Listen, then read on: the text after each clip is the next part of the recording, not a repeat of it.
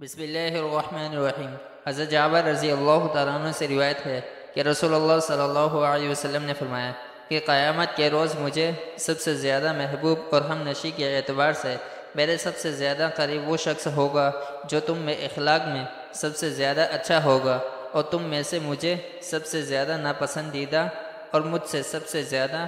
در قیامت کے دن وہ ہوں گے جو بہت باطنی تصنع سے باتیں کرنے والے اور تکبر سے بچے کھول کھول کر گفتگو کرنے والے ہوں گے۔ حضرت ابن مسعود رضی اللہ تعالیٰ عنہ سے روایت ہے کہ رسول اللہ صلی اللہ علیہ وسلم نے فرمایا، کلام میں مبلغہ کرنے والے ہلاکت میں پڑ گئے۔ آپ صلی اللہ علیہ وسلم نے